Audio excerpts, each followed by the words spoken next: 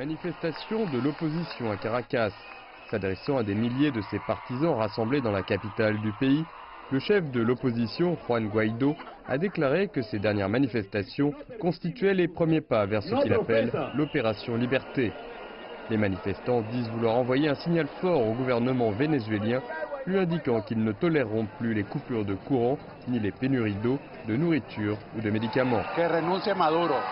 Nous voulons que M. Maduro se retire, car nous avons atteint une situation très humiliante. Nous sommes devenus des esclaves. Nous devons rester dans la rue pour manifester notre colère et notre malaise face à la crise au Venezuela.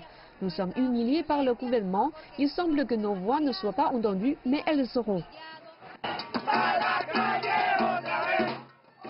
Les manifestations rivales de ce week-end conduiront à d'autres manifestations à l'échelle nationale mercredi prochain. Ils menacent de ne pas s'arrêter avant que le président Nicolás Maduro n'accepte de se retirer.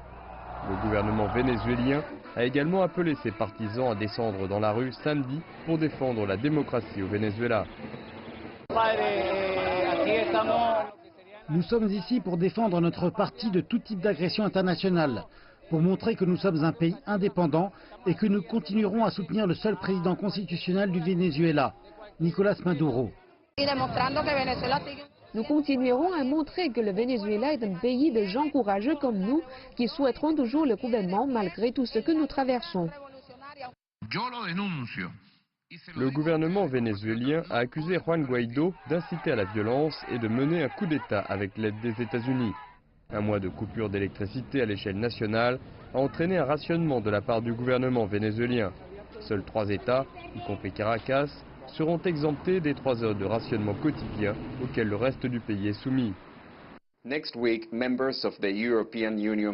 semaine prochaine, des membres du Parlement de l'Union européenne et du Conseil de sécurité des Nations unies se réuniront pour débattre de la situation au Venezuela. Le gouvernement vénézuélien s'est pour sa part déclaré prêt à défendre le pays.